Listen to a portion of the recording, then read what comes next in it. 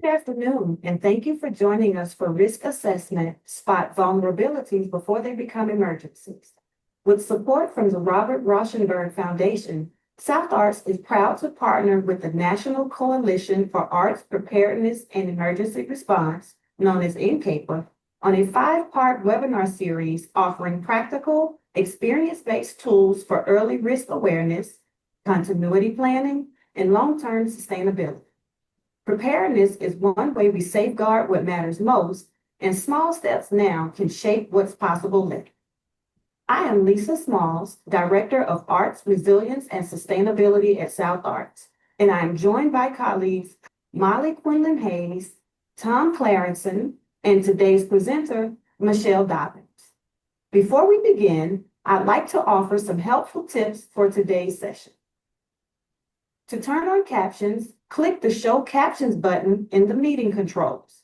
If needed, choose the language for the captions if it's different from the default. Please place all questions in the Q&A pod. We want to reserve the chat for interaction with the slides and for conversation and connection with the group. Lastly, a recording of today's webinar will be housed on South Arts website in our resources section, and registrants will also receive the link and today's presentation materials via email. Without further ado, I'll turn it over to Molly Quinlan Hayes with NCAPER. Molly? Thank you, Lisa, and thank you everyone for being here. I'm Molly Quinlan Hayes, Executive Director of NCAPER. I'm a middle-aged white woman with short brown hair, glasses, and freckles. I'm joined today by two of my colleagues who will be sharing their expertise with you. I'll let them introduce themselves. Firstly, Tom Clareson. Great, Molly, thank you. And I'm glad to be able to join the group today. I'm Tom Clareson, and I am Senior Consultant at Lyrasis. And I'm a white male, brown hair, and I'll pass things over to Michelle. Hi, good afternoon, everyone. My name is Michelle Dobbins. I live here in Houston and work for the Houston Arts Alliance as the Director of Disaster Services. I am a Black female. Thank you. As Lisa mentioned, we are so pleased to be partnering with South Arts on this series of 5 creative learning lab webinars around risk awareness, continuity planning, and long-term sustainability. We'll be following this with one webinar every month now through May. So I hope that you will consider registering and joining us for the future sessions. We'll be following today's webinar with business continuity. In March, we will be doing a guided tour of readiness, response, and recovery resources. Then legacy planning and archiving for the active artists. And then in May, we'll be finalizing it with putting it together, putting it into action, how to take everything that you've learned and put it into your own readiness plan for either your organization, your practice, or your home studio. Just a quick backgrounder for those of you who may be just being introduced to NCAPER. We're almost 20 years old as of March. We're a voluntary task force of national, regional, state, and local arts organizations, public agencies, and foundations.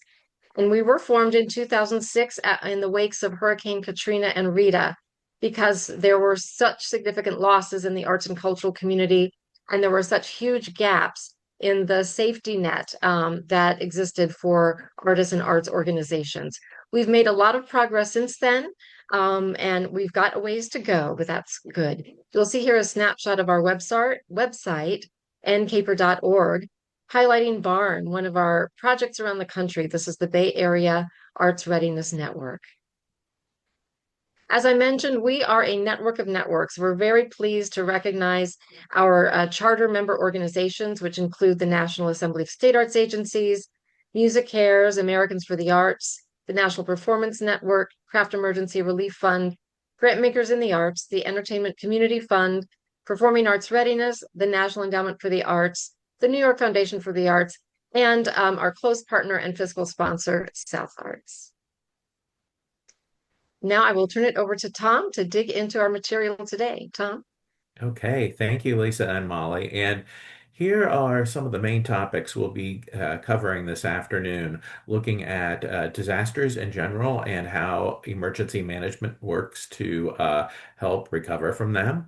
We'll be looking especially at understanding risks and identifying hazards, and then what can we do to reduce the risks that are out there? That is very important. What can we do to mitigate those risks? We'll talk about some ways and some tools to help you get started with disaster planning and also really a safety net of organizations that is out there to help you. There are many more than people would believe, and I think that they are all willing to assist artists and arts organizations. And next slide. Great. I think one of the things we always like to do is start out with some working definitions because otherwise we're throwing these terms around and everybody's saying, well, how can we quantify what the differences are? And these situations can all exist along a continuum. There are some common definitions that we've heard and that artists and arts organizations have talked to us about. So we wanted to set those as sort of a bar to think about as we are moving forward. Emergencies may be smaller scale. It might have a more finite period from incident to recovery. In some cases, multiple emergencies might occur and build up or roll up into a disaster, but these are primarily internal impact at your practice or your organization, and they may be able to be resolved fairly quickly. With crises, we look at this is a significant event that require quick decisions, quick actions. It's a situation when an organization or an artist might be facing a critical point or a critical change. And then disasters are more large scale. They impact many people. They affect infrastructure. They require first responder or governmental response, whether that is local, state, or national, federal government. They threaten your mission and your existence of an organization and your mission as an artist because they may put a stop to your work for a while. There's lots and lots of external impact. You're going through this, but so is maybe the community. And response and recovery can take a relatively long time with disasters. So what we're doing is we're going to be today assessing the risks and the vulnerabilities that can cause an emergency and can roll up into a larger scale disaster. So as we go on to the next slide, what I wanted to have us think about is spaces where you need to assess risk. We said that there are many things, many areas that we need to look at. So this could be your studio, whether it is a performance studio or an art studio. It can be your rehearsal spaces. In some cases, those might be different than your general performance space.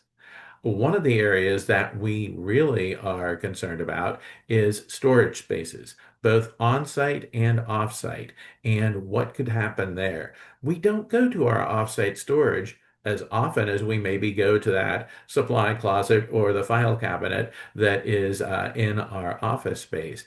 And a lot of things can happen, whether it's animals getting into the off-site storage and causing trouble, or whether in some cases, and we've been hearing about this more over the past couple of months, whether the storage space might get burglarized. So we need to think about all of those possibilities that might happen in those storage spaces and check them more often than you'd think, maybe on a weekly or monthly basis in your home office, or if you have a separate standalone administrative space, think about assessing risks there. Is it something that is in your home, or is it maybe a sort of a WeWork type of situation where you are actually doing some shared workspace? And then spaces where you're touring, where you're holding festivals, where you're holding pop-ups. All of those are things where you need to assess risks. And one of the things that we've talked about a lot, and I was just talking to a group in California about this yesterday, is that with touring groups, oftentimes people do not, when we're coming in as a touring company or a touring artist, we don't get that walkthrough. We don't get that rundown of what systems are there, and we really need to ask for that when we have an opportunity to do that.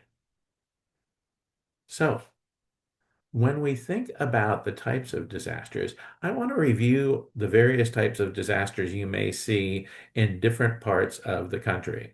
I didn't say this earlier, but I am based in Phoenix, Arizona, and used to be based in Central Ohio. So we're definitely in different weather areas and weather patterns there. But there are a number of things that are going on across the country this week and this weekend that we need to watch out for. You can look at rain and windstorms as a concern, particularly in the southeast, hurricanes. But now we're hearing about are blizzards going to hit in the Midwest, and are any of those going to veer off and cause ice storms in your area? Earthquakes. Certainly, we think about that in California, like the group I was talking to yesterday, but we also think about that with the central U.S. and in some cases even on the East Coast. Flooding. Flooding seems to be going on no matter where people are in the country. We have our monsoons in Arizona every September that caused really damaging flooding in a number of historical cities and towns here. But the other thing is, we had a return of these storms that caused the floods back in November, and we're supposed to have more this weekend. So we have to keep an eye out for that. Um, One of the most surprising and probably worst ones, especially for your audience, is the idea of biological agents, those pests like insects or vermin. I always say the theater that I talked with who said that they had bats flying around in their theater. That might be good one day a year. It might be good on Halloween, but it's not very good any other day because it'll scare the audience. So we don't want to have that. Pandemics and public health emergencies, something certainly we have added more recently to our list. And then certainly wildfires or structural fires can be some things that we run into as well. Human-made disasters. Well, unfortunately, this list is growing longer as we sort of watch what's going on. Vandalism and arson can be something that affects home studios as well as performance spaces. We've seen violent attacks and theft. Civil unrest and riots may occur. And what would happen if that was outside of your studio or outside of your performance space? There may be accidents related to some of the equipment in your facility, and we'll talk about that in our next slide. But I also wanted to bring into focus terrorism, active shooter threats. I'm working with an organization in the Washington, D.C. area that said, oh, we have a great emergency plan, but we really want to have some training and some more in-depth information on active shooters. Bomb threats. Even if there is not a bomb that goes off, even if there is not a situation like that, the idea of needing to evacuate and knowing how far away you need to evacuate and that type of thing is very important.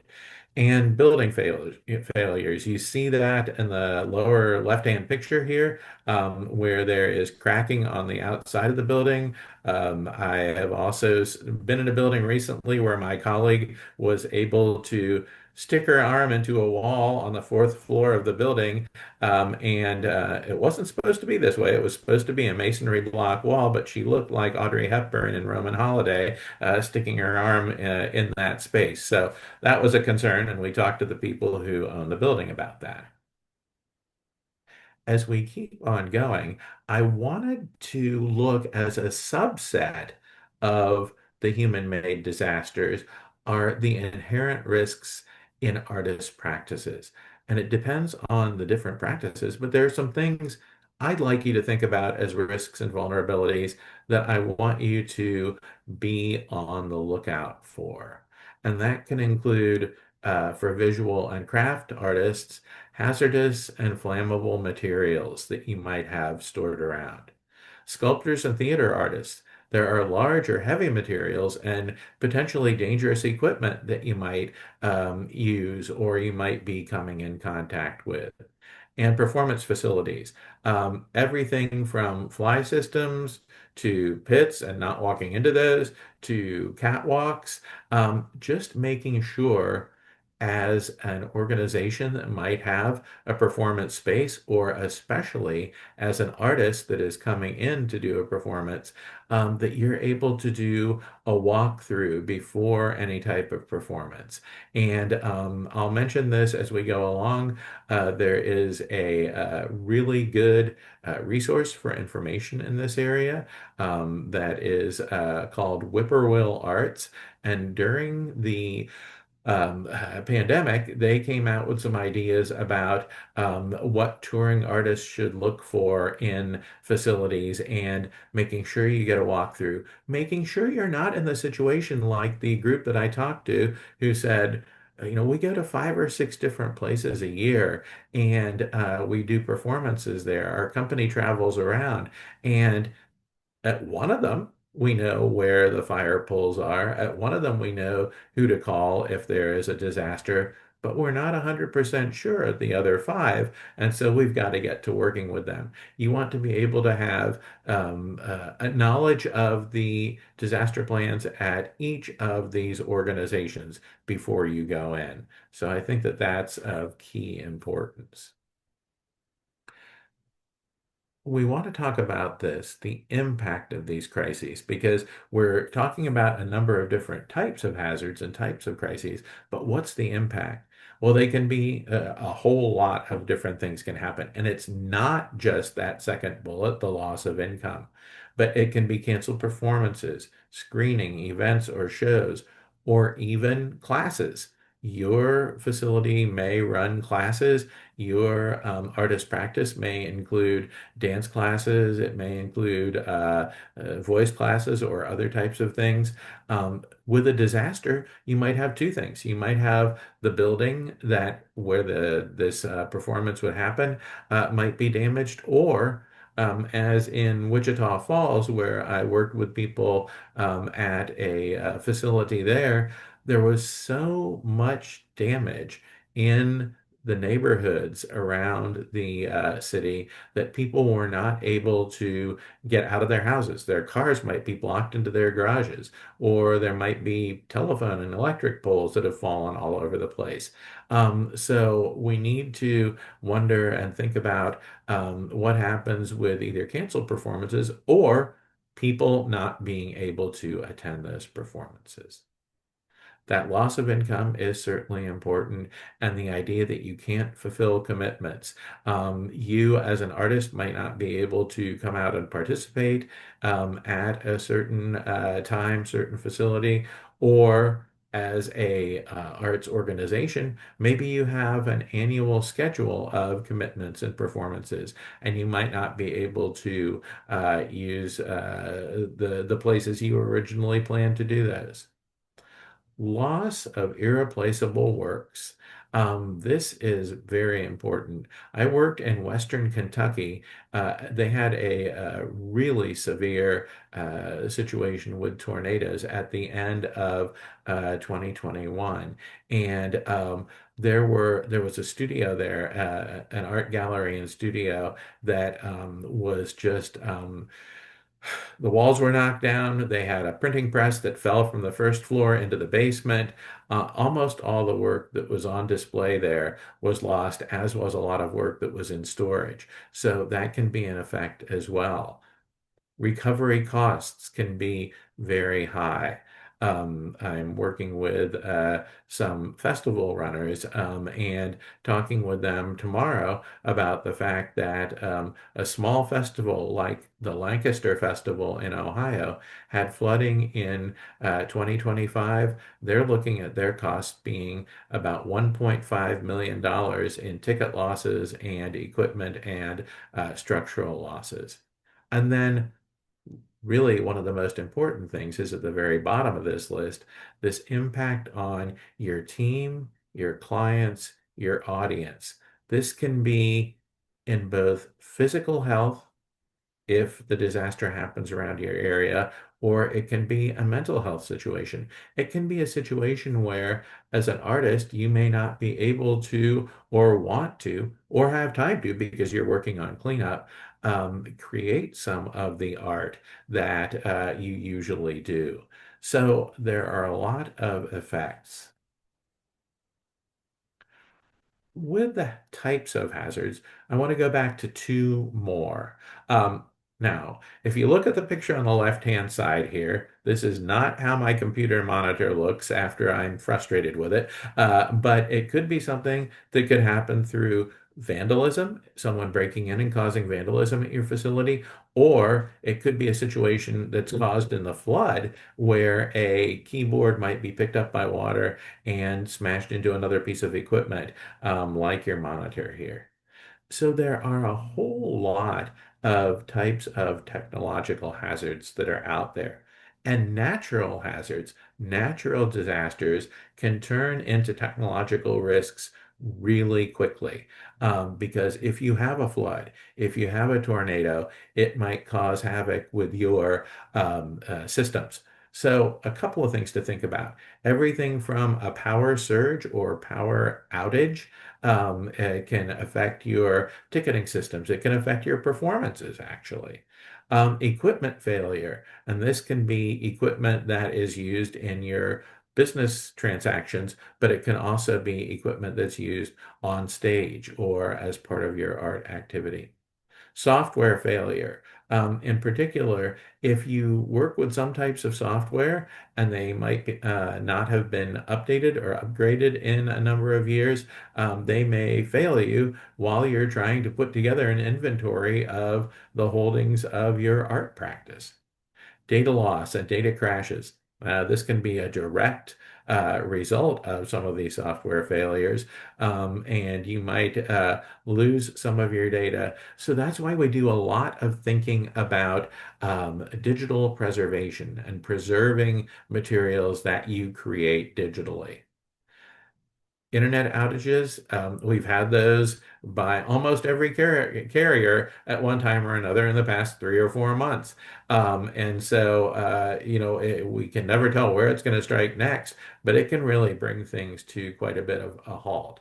Security breaches. Thinking about what can we do to watch out for any type of security breach that might happen to you personally as an artist or to your organization, or what about these widespread security breaches that are out there? And then ransomware and cyber attacks. I know that the in Atlanta there was a ransomware situation and a cyber attack on the city in general, and they had to decide what they're going to do. In New Jersey, there were three small arts organizations, one performing arts and two art galleries that had a cyber attack all at the same time. And they took varying approaches. So one of them paid money to get this taken care of. The other ones actually worked with authorities to try to get out of the situation. So we have to think about a new level of hazards as we are working forward in our activities.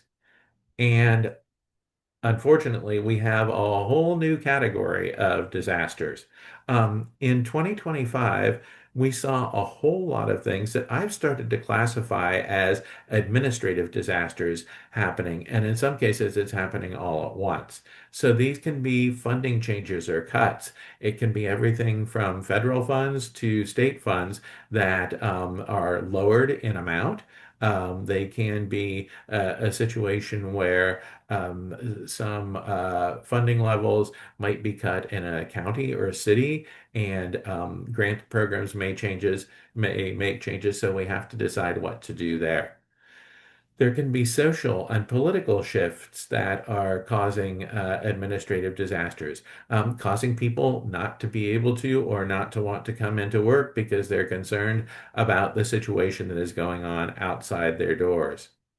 Succession planning, I've been involved quite a bit in the past 2 years looking at succession planning in the arts and cultural realms, whether it's a sudden or planned departure of management, staff, board members, knowing what you would do and trying to get a person who can come in and lead the institution, or have someone step up to lead the institution from inside, is very important. And having a plan to do that can be a key in getting things done and key in righting the ship if a situation happens.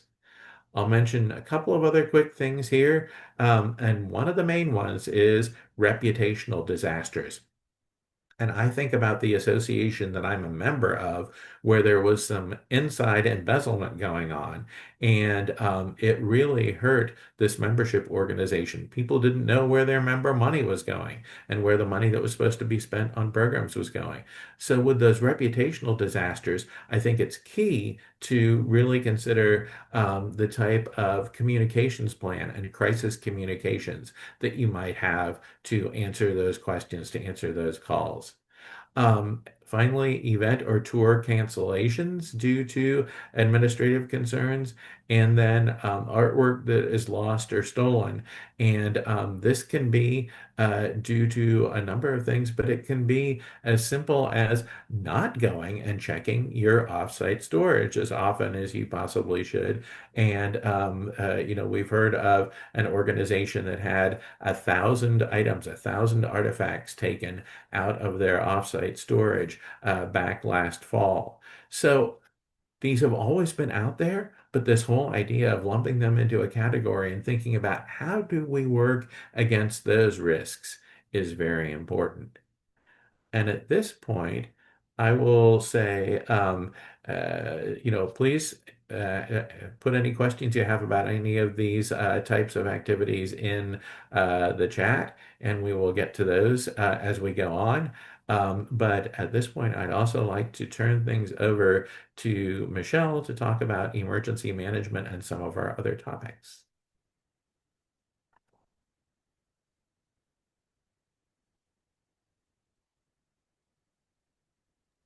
Just realized I was muted. Well, thank you, Tom, for that. What I want to talk about before we get into the risk assessment is a little bit about emergency management. And if you've ever worked with your local government, or if you've ever been involved with your organizations that support disasters, whether it's before, during, or after, you may have seen or heard some of these phases and these terminologies. And so really there's four main ones that we hear about and that we focus on. It's mitigation, preparedness, response, and recovery. Now, when it comes to mitigation is the work that we do to reduce harm before emergencies happen. A lot of times in mitigation, you may hear it, say perhaps from an infrastructure being, or you may hear it from, local government or city. A lot of times we hear people always talking about preparedness, response, and recovery. And before, a few years ago, a lot of effort was placed in those three areas and not so much in mitigation. And so the last few years, we've seen things change because we understand that in order to reduce risk, you have to identify what's wrong or what could go wrong, what's going wrong. And with that, you can look at your flooding, you can look at power loss, cyber incidents, even staff shortage. And so when you're looking at mitigation, you're looking at real risks, not just theoretical ones. And so the goal is fewer emergencies and less damage when it happens. And then you go into preparedness. Preparedness is how you get ready for emergencies that you can't prevent. And so there are some things that are preventable and some things that are not. I say prepare, whether it's something that you could prevent or not, because I think the more that we get in the habit of looking at ways to prevent or mitigate, it gets us into that routine. So that we're constantly looking at ways that we can do these activities. And so when you look at preparedness, that's what you're dealing with. Now, response comes after a disaster, and typically it is your right after emergency management. And part of that is response as well, but it's those things that we do immediately following a disaster. And it's how we work with our families, it's how we work with our organizations, it's how we work with our community. And so, really, at that point, it's about stabilizing and responding to a specific event. And then we get into recovery. Now, recovery is the process of returning operations to its original state, or even better, before. I know right after Katrina, a lot of the recovery we talked about was getting things back to the state that they were. But what about, what if that state wasn't very good to begin with? And so we don't want folks returning to that state of being. The idea is that we'll be able to strengthen for future. Now, recovery takes the longest, and often it's the piece that gets the least attention. And so early decisions that we can make really dictate how easily we're able to recover, or how hard it is in order to recover. And so you'll see these uh, emergency management phases throughout, especially again, the more that you get involved with your community and your local government, or even state and federal government, because they center everything around these 4 phases of emergency management. All right, next. And so now we're going to get into understanding risk assessments, the who, what, and why of it. And it's really important to understand, again, risk assessments. And so we talk about spotting vulnerabilities before things happen. And that's really what the risk assessment is, or what it does. It helps you to look at things that are already weak, and things that may be fragile, so that you're able to understand who, what those things are, and why it's important. Next slide. So for the risk assessment, we can look at the who. It could be you, your organization, your partners, your colleagues. And so when you look at risk assessments, it actually involves all of these partners or these groups of people. It can be your organization staff. And so I know at Houston Arts Alliance, we go through doing a risk assessment every year. And the idea is that from an organizational level, and from a division department level, we want to be able to look at the things that may make us vulnerable. And so we go through that exercise every year, and making sure that things don't change. And the other could be insurance agencies. And so insurance agencies also look at risk assessment. And the thing is, if you've ever, like, whether it's on your building, if it's on your home, your car, there are certain aspects that insurance agencies go through, and they may help you in terms of identifying risk. So if they've ever, say, for instance, your building, if they tell you that your roof or is bad, or that your roof is leaky, that's part of the risk assessment. And so they may help you to identify and spot certain things as well. Emergency responders. And here in Houston, so since I think it was like 2015, we've had disasters year after year up until like 2020, and that's when COVID hit. And not just one disaster. So we've been having like multiple disasters every year for that long span of time. And so our emergency responders, they've helped us to assess and to look at certain disasters. The same thing as our recovery vendors. And so different people that you work with, they can help you spot your weakness or things that may be fragile. And also, if you're working with groups of people in the office, a lot of times folks that's there every day or folks that are really involved in the office or around the office, they may be able to spot things or see things in terms of risk that you guys or others may not be able to identify. And so with risk assessment, the idea is that you're shifting people from being reactive and into anticipating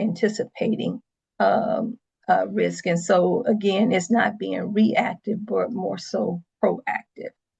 And there's statewide organizations like Arts Council and other regional affiliates like South Arts that are parent organizations that may be a part and may be able to help in the risk assessment process. So it's good to know the who and people that you are able to turn to when it comes to identifying and looking at risk assessments.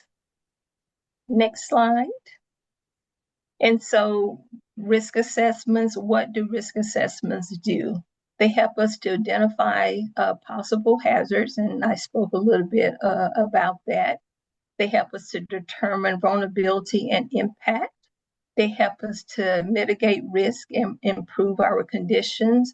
And then the last thing you do is once you understand that, you can monitor and assess risk over time. And so at Houston Arts Alliance, like I said, we do risk assessments every year. And so we get a team of folks from our leadership, and not just leadership, we may bring in a staff person to help us to understand things that we may not be aware of or things that we haven't thought about. But when we look at the risk assessment, we go through and we try to identify all those things that are possible risk. And Tom talked about a lot of them before then, because we don't want to just look at those natural disasters. We want to look at those man-made disasters. We want to look at it from an organizational standpoint. And so if you work with an organization that may have high turnover, all of those things may be something that you have to look at. And last year in Houston, we had 2 disasters, but we had Hurricane Beryl. And a lot of us, we were out of power for 2 weeks, and not just power, we couldn't call anybody. The systems were down, the networks were down. And so really the risk assessment is looking at all of those possible hazards and then determining if this happens, what would that look like and the impact. And so like if you pay vendors, for instance, and your systems are down and you're not able to pay vendors or do payroll, what can you do to mitigate those risks and improve your conditions? And so once you establish that and you kind of go through this exercising of looking at those possibilities, then what you want to do is monitor and reassess it over time. And what I say, for us, we have our risk assessment, and it's a living, breathing document, meaning that once you document it and you put it down, that it doesn't mean that you never come back to look at it. Because if you have to mobilize or activate your risk assessment in your plans, the next thing you want to do is to see how well things went. And that's when the monitoring and the reassessments come in, because then you have to update it. Initially, right after Hurricane Harvey, all we saw were hurricanes, and so we had gotten really, really good at preparing for hurricanes, understanding what to do. And then in 2015, all of a sudden, we start seeing floods, nothing but floods. And guess what? We were not used to dealing with and handling floods, so we had to reassess our risk and look at how now do we prepare for and how do we mitigate floods, and then how does that impact the hazards that we had already identified. And so again, it's meant to be a living, breathing tool that you constantly do and reassess over time. Next. And so here we're talking about identifying hazards and why. Well, there's a lot of reasons why we want to identify and assess our risk. The main ones is because we want to maximize limited time and resources. Preparedness is a lot less expensive than recovery. And then we want to identify and implement mitigation strategies. And so when we're looking at risk assessments and why, I tell folks all the time, think about it. If everything around you is chaotic and you're being more reactive, it's hard to stop and think about, okay, I need to do this, I need to do that. And so if you have a risk assessment and if you've already gone through this process, you don't have to stop to think about and plan out what you would do, how you would do it, and what it would look like, because you've already gone through those exercises. And so, and not just have it written, you start to practice it, and then it becomes part of your memory muscle. And so that, when something happens, you start naturally reacting in a positive way. And so there's a lot of reports out there that talks about how it's more expensive to recover than prepare. And so there's a report that came out from the U.S. Chamber of Commerce in 2024, and it talks about how $1 of prevention saves $13 in recovery. And that's a lot of money when you stop and you think about it. And so here, and you may have heard it before, where they say $1 of prevention equals $6, and that's true. But when you add the $6 of there, and then you add the other $7 in terms of the economic impact, that's how you get to the $13.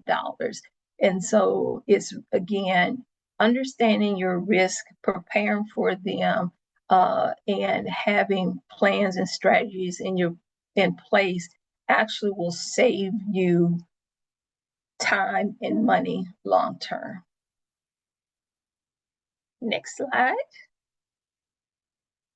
And so here we want to talk about identifying different hazards, and we want to look at different things when we talk about identifying hazards.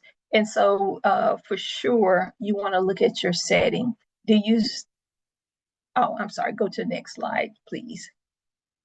And so here we talk about identifying the hazards and the setting. And so what you want to look at, if you're in the city or if you're in the rural part, and then what services do you have and how close they are. So if you're out, say for instance, in a rural area in this country, and there may not be a lot of systems that's close to you, and so the setting matters, because it may take longer for emergency response to get out into a rural area as opposed to, in the city area. And then a lot of times when you're in the city area, you have a lot of other cities around, or you may have multiple jurisdictions. And so understanding where you are and looking at that is very important. So that when you're making your plans and you're identifying the plans, you think about where you are. Next slide. And so here we talk about also the setting is who are your neighbors? You know, what's in the buildings around you, what's happening, and, you know, what are your public infrastructures, and how, you know, are there industrial transit, other enterprises around you that could create risk? And so when you're looking at your risk, you have to look at the setting or what's around you. And for instance, for me, last year during Hurricane Beryl, I stay in a neighborhood, a mature neighborhood, and so there are a lot of mature trees. And so in my yard, I don't have mature trees. You know, I just have a baby tree. And but all the houses around me have these big, huge oak trees. And guess what? You know, just because I didn't have the oak tree in my yard didn't mean that the oak tree next to me didn't have an impact. And so the neighbor's oak tree next to me was actually sick, and their branches fall over into my yard. And so when the hurricane came, again, although I didn't have the big oak tree in my yard, because of what was next to me, that oak tree fell, and then it fell in my area. And so we don't want to get to a point where we only look at what's right in front of us. We want to understand what's around us and how that may impact us. And whether that's your building, whether that, you know, if you work in a studio, who are your neighbors, what are they doing, what type of art are they doing, do they use fire, you know, what is it that they use? And so again, the idea is that we look outside of our current setting to understand again what's around us, because when you make plans and when you think about it, all of those factors, they do come into play. And so what we want to do really quick now is an exercise. In this exercise, we want you guys to get involved, and you can put it in chat or you can shout them out. At least I'm guessing you could shout them out. And if we can't do that, somebody please correct me. But we want you guys to think about what disasters are most likely to affect your work, your organizations, your community, or your family. And so can you guys just shout out or put it in the chat, just different things that you think may impact your work and your surroundings?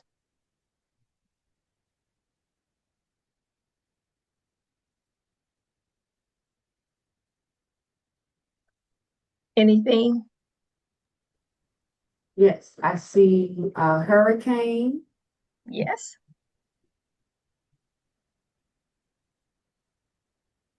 Anything? Can you think of something besides natural disasters?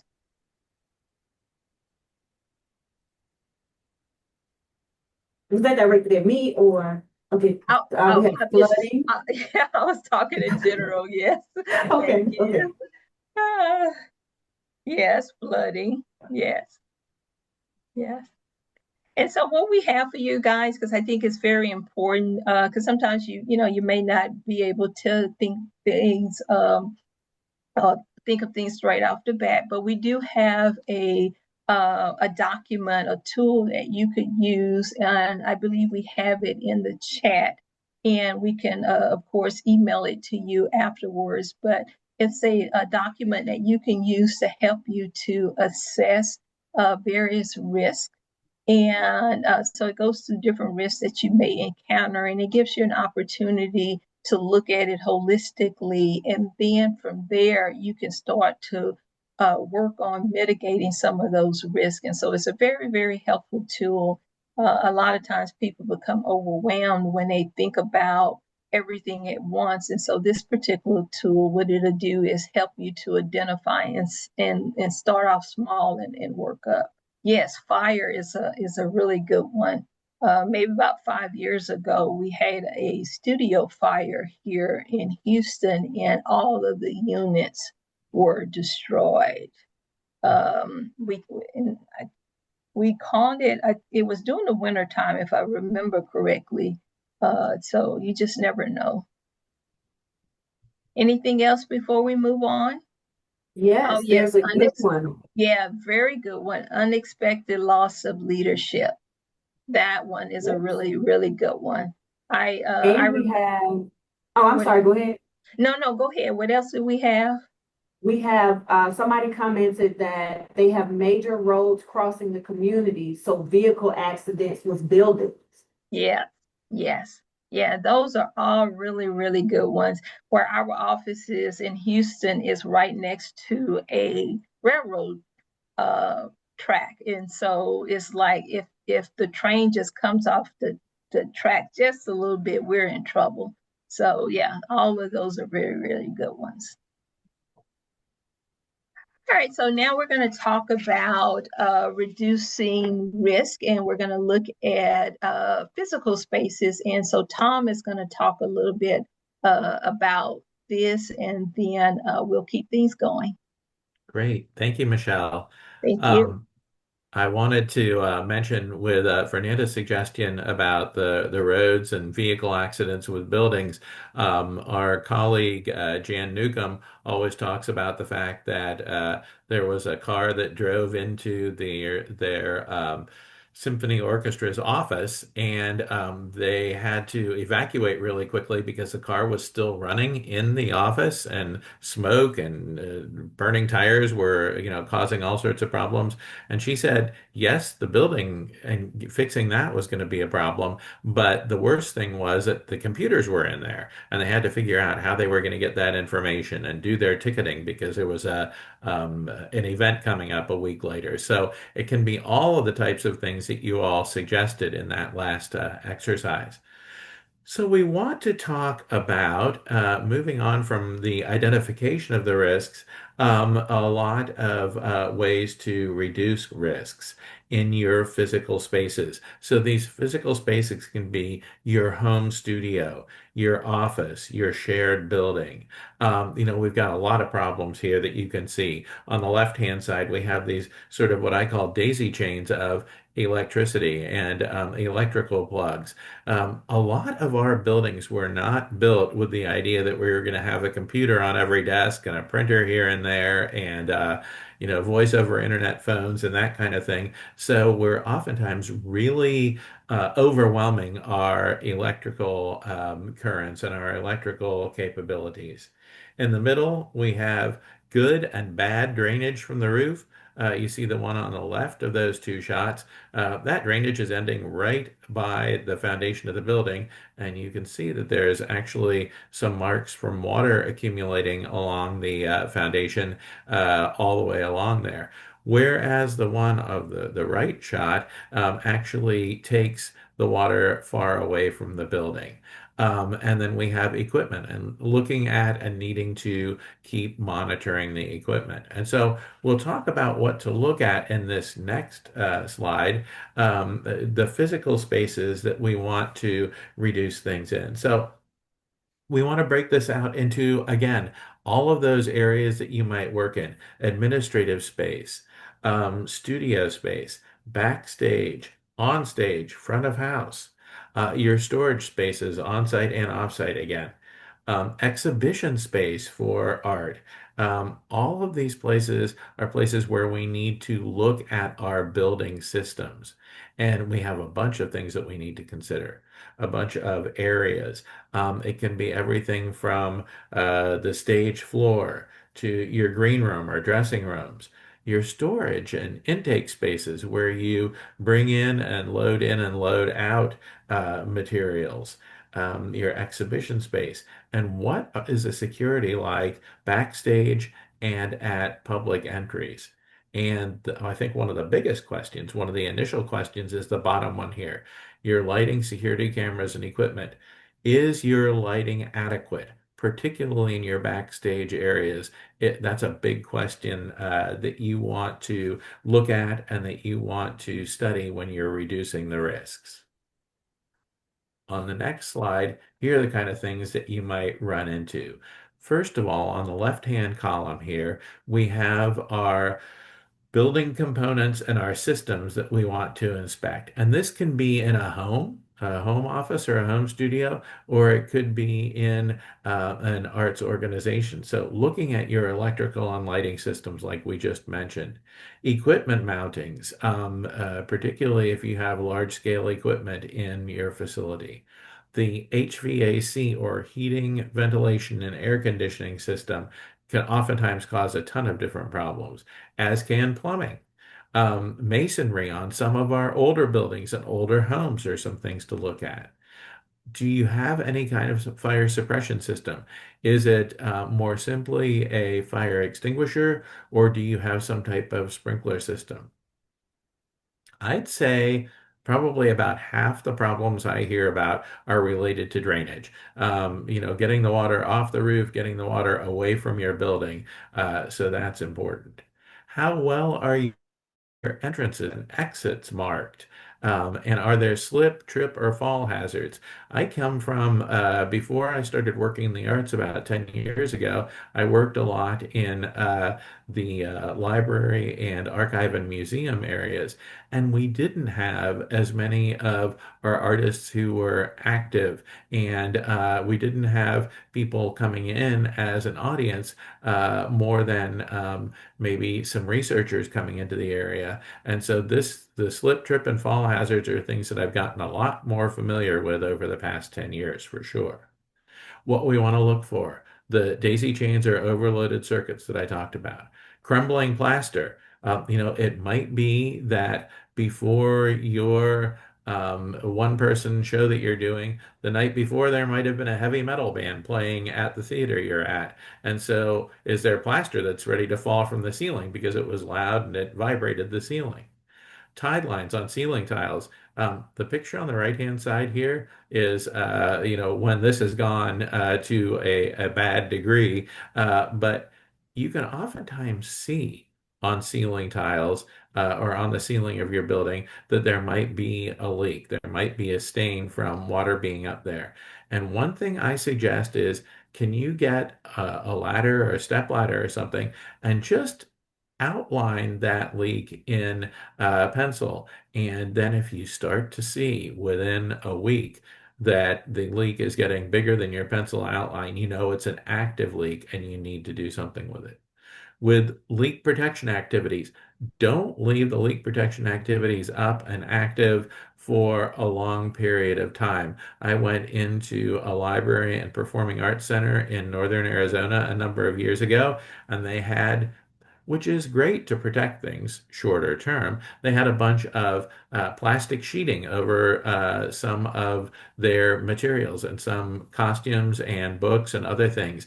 And I could tell that that plastic was kind of old and that it was kind of dirty as well. And I wondered how the things were breathing under there. And I said, how long has that plastic been up? And they said, oh, about 7 years. We've never been able to fix that leak. And I said, oh, you could be getting mold under there. You could be having all sorts of problems. So thinking about that was important.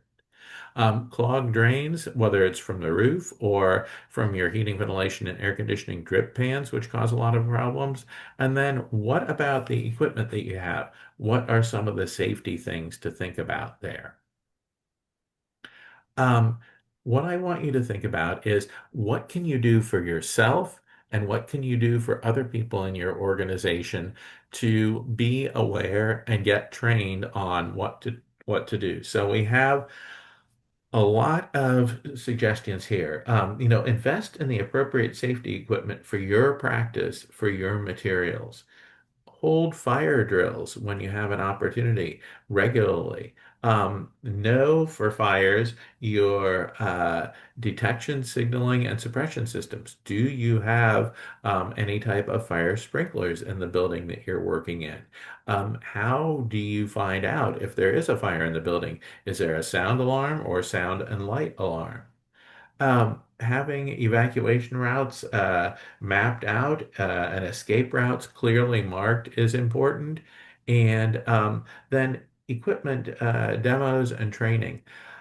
I did a class years ago. I was teaching a class on emergency preparedness and recovery in Northwest Pennsylvania. And we asked people, how many of you have ever been trained on fire extinguishers? And there were 33 people in the class, and there were three people that had been trained. And so we sort of threw away the whole afternoon part of the agenda for the class, and we had the fire department come in and give a demo and hold some training for us on using fire extinguishers. And a couple of things that might seem simple. Unplugging small appliances. You might say, well, why would you do that? Well, two different places that I worked had really big time fire and smoke damage because there were oscillating fans. You know, those fans that just pivot back and forth. The oscillating stopped, the fans caught on fire, and the fire damaged the building. So think about, are there things that you need to turn off or unplug? Have first aid kits available in your studio or in your organization and for any audiences that are going to be there. And then if you have any chemicals that you're using or paints that you're using, having an MSDS material safety data sheet is really important. So, uh, on a lot of these things, you can work with your local fire department to get trained on everything from spotting some of the risks to knowing how to use some of the suppression systems like fire extinguishers. So we're going to turn things back over to Michelle to talk about some of the other ways we can reduce risks as well. All right. Thank you, Tom. So we're going to talk about reducing risk when it comes to water. And we all know how fast water can flow. And flooding actually is one of the most common disasters that we've seen or that we talk about.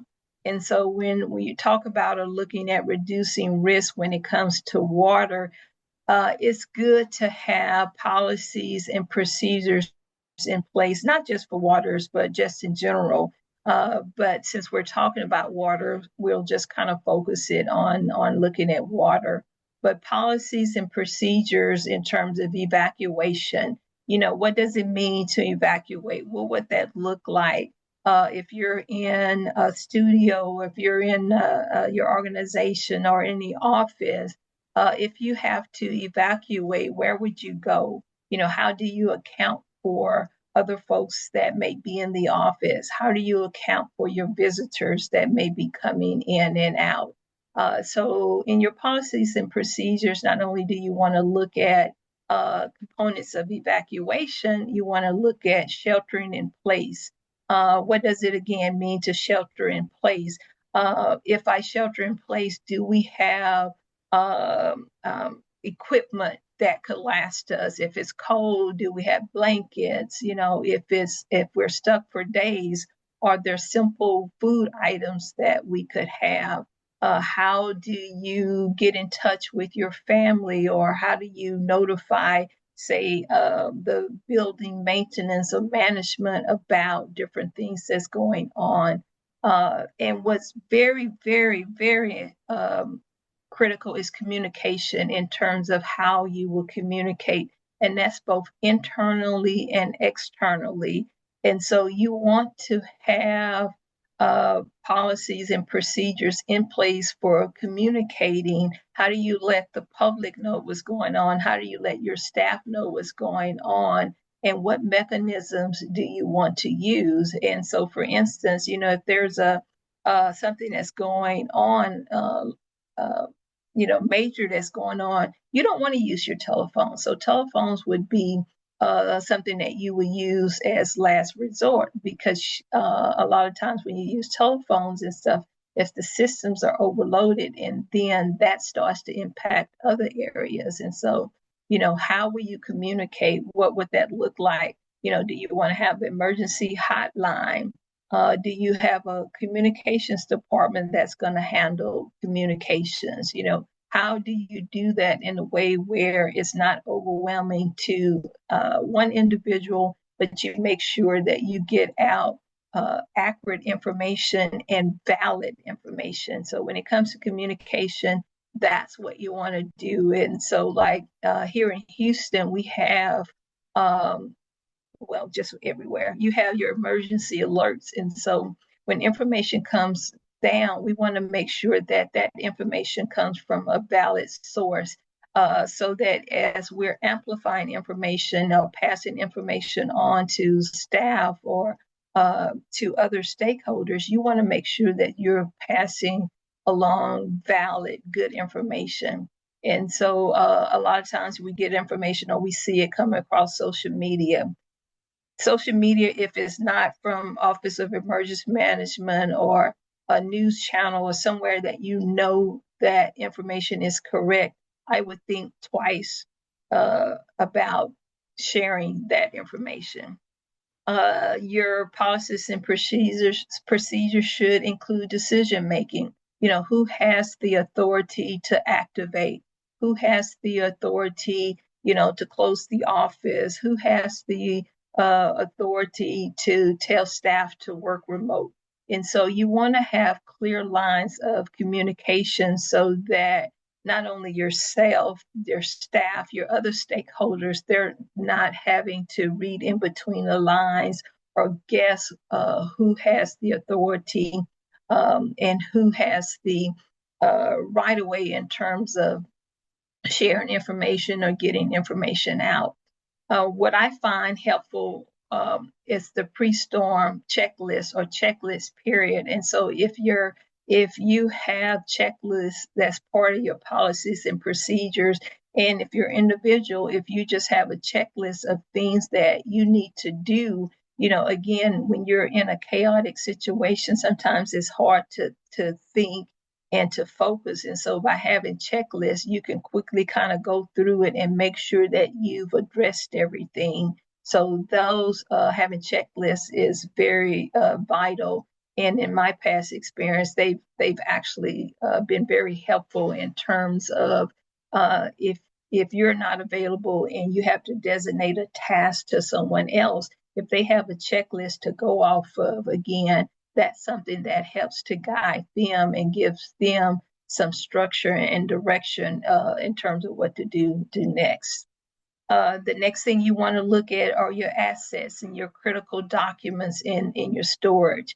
And so for floods and for water, you know, it's helpful to raise things off of the floor. And so as much as you can lift up items off of the floor, that could go a long way. Now, if you're in an area that's prone to high levels or of flooding, or if you're on the Gulf Coast or coastal area, you know, you may have to lift things a little bit higher, but you can go through some of these little steps to help you in terms of salvaging your items and your materials.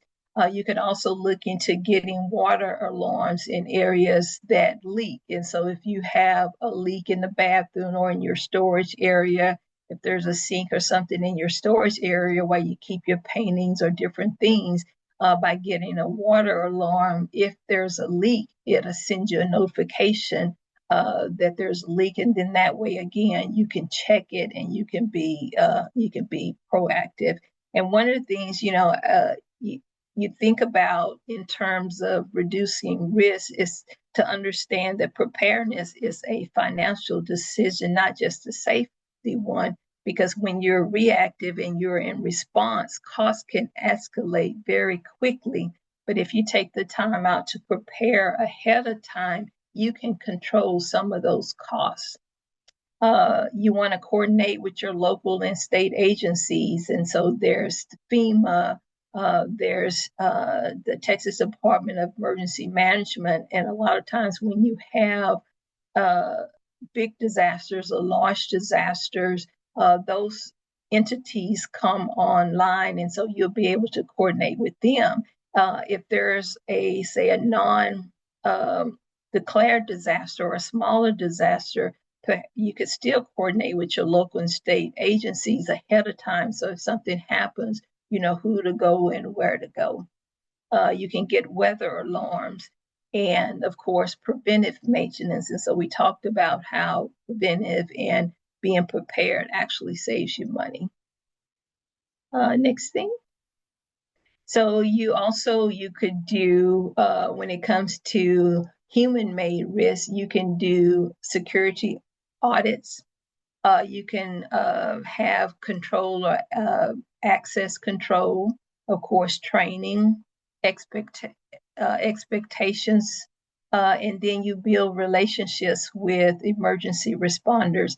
And you're going to hear that a lot in terms of building relationships with emergency responders or your local long-term recovery groups, because when things happen, those are the folks that are first on the scene, and they may know of a lot of resources that you may not know of. And so by building relationships with them ahead of time, you can just pick up the phone and call them and ask a question, and they may be able to guide you. And no matter what you do or how you do it, especially if you work for an organization or if you have a family, you want to train people on whatever mechanisms that you have in place, because if people don't know about it, it does no good. And so you want to make sure that people are aware of it, that whatever procedures or protocols that you have in place, that they actually work. Working with IT, to control your access, and if you work with temporary staff or volunteers, you want to be mindful in terms of what access that you give them. And so all of these areas are important and different things that you can look at in reducing risk. Next. Here are just some other things that you can do in very, very important backups. And so there's the 3-2-1 system, and that means, having 3 different copies. You have your original plus 2 backups. And it's important that you not put them all in the same spot. And, so if you spread them out and put them in different areas, if one is messed up, chances are that you can have another one. Another thing that you can think about, Houston, we're always prone to disasters, but say if you have a relative that's close enough for you to get to, and they're typically don't have as many disasters, perhaps you can give them a copy of your backups, and then that way, somebody else will always have them. Another good option is security, looking at strong and updated passwords. And, as I always say, don't use your birthday, the name of your kids, because if you're talking about your family or, telling your daughter's name, somebody may be easy for them to guess that. And so you want to look at having those securities. If you have for your house or for your building, you can get surge protectors that cover the whole house or the whole building. So if the power goes out, that it still may go out, but things won't be damaged due to surge protections. And so there are different things, again, that you can think about doing, updating your phone. So we all get those updates, and some folks just do not update their phones at all. But you want to think about it, especially when it comes to security issues or security features, because a lot of times by updating your stuff, you then have the most recent and updated information. And last but not least, emergency funds.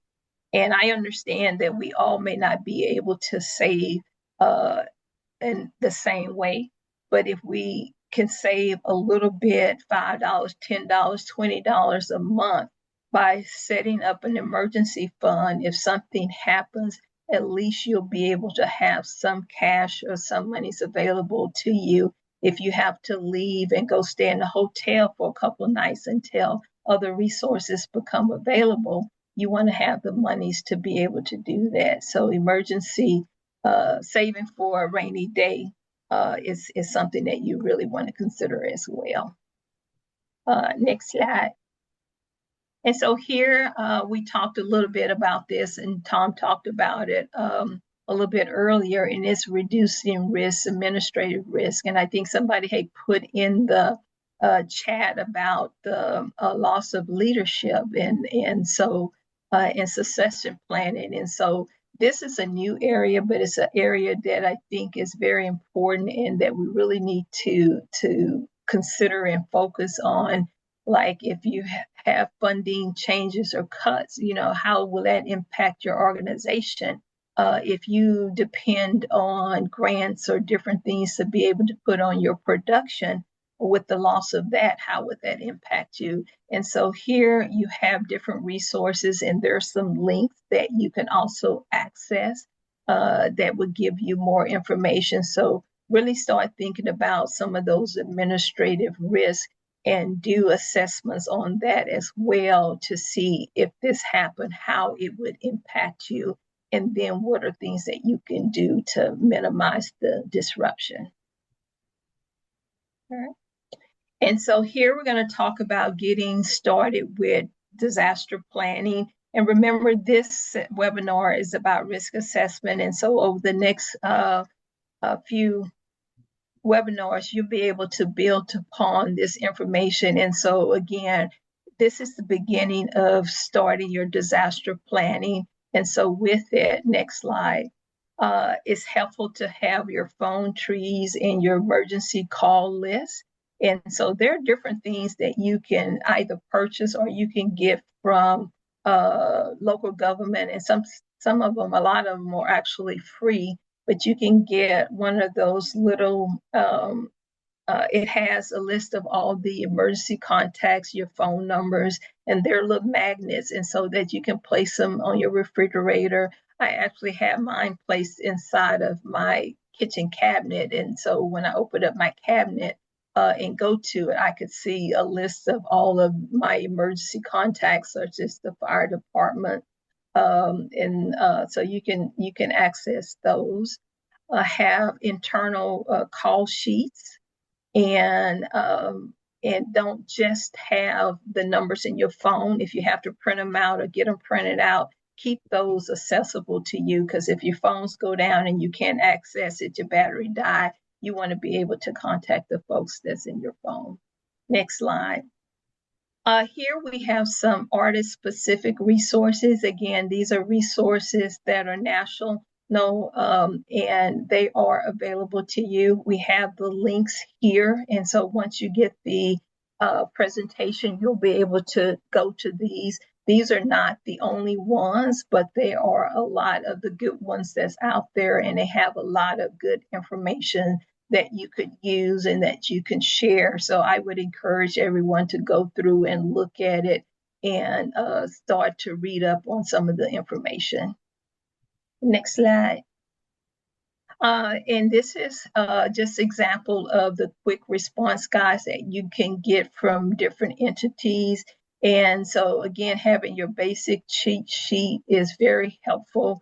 It just gives you steps to follow and things that you can do so you can quickly grab it and display it, and then folks can come by and look at it and know quickly what to do or how to start to respond to certain instances. And so if you can't access this, these are easy to create and put together as long as, again, you have good, viable information. So again, this is another example of things that you could do.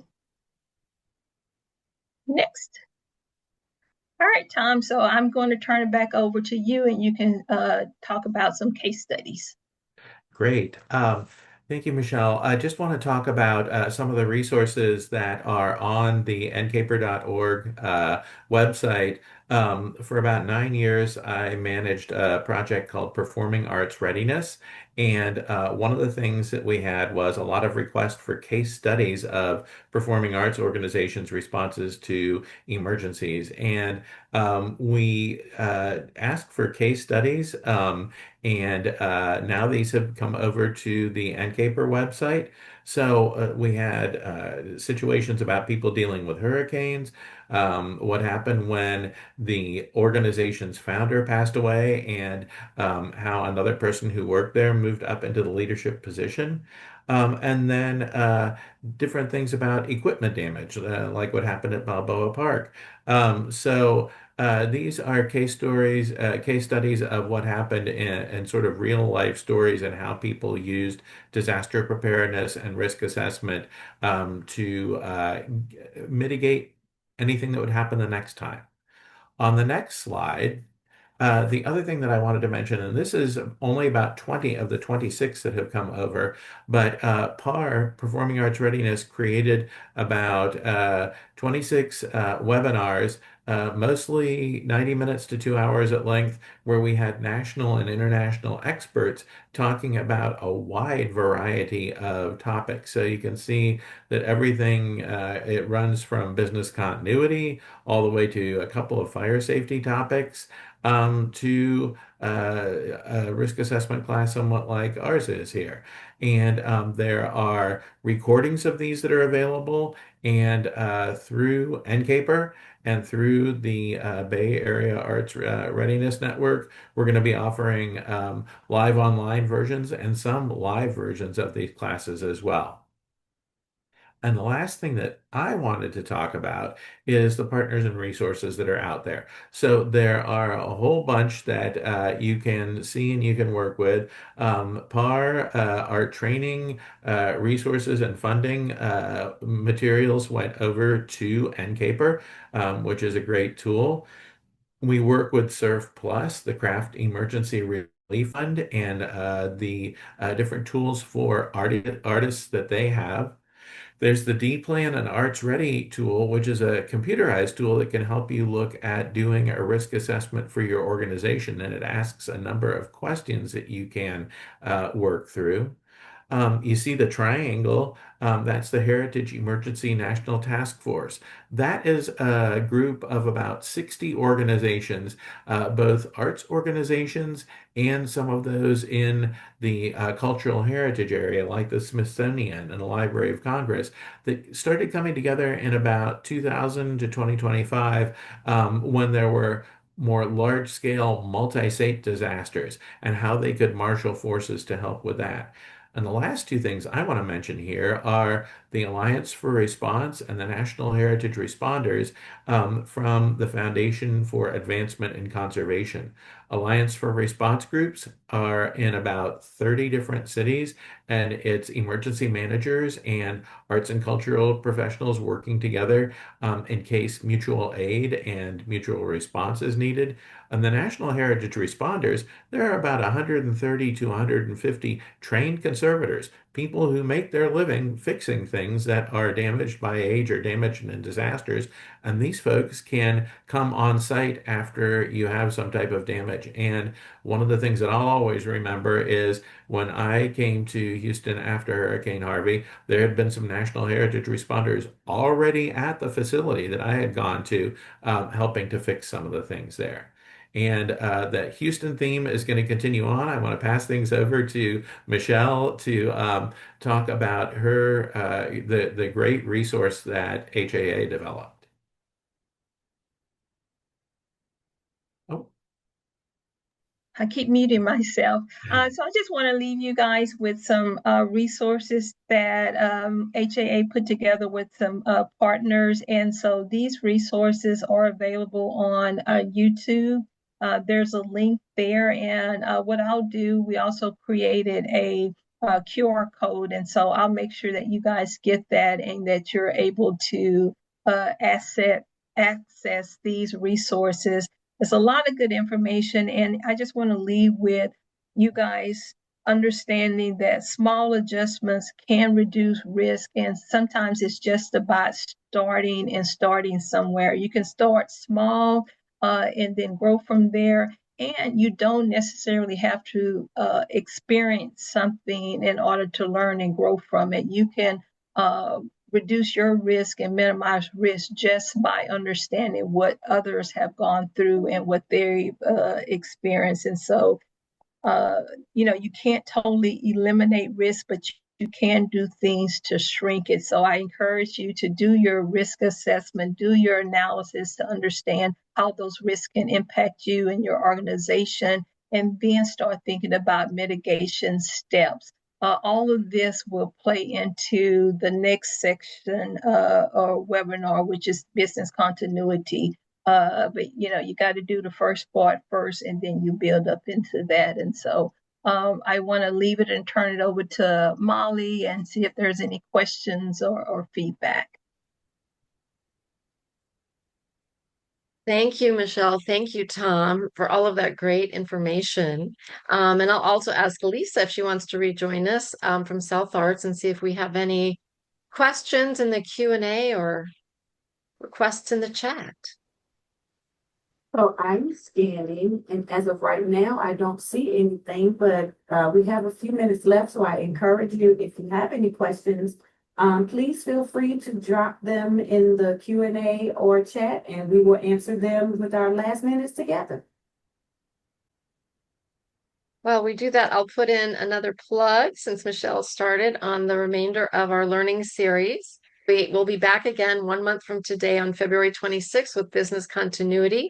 And our guest faculty there will be Molly Flanagan, who's with the Rhode Island State Council on the Arts, their Artist Services Director.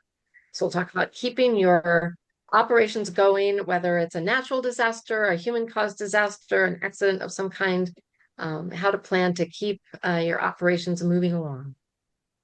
Well, thank you, Molly, Tom, and Michelle for such an informative presentation.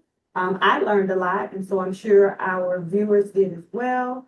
Thank you to our registrants and participants for joining us. Thank you, Helena, for your tech support.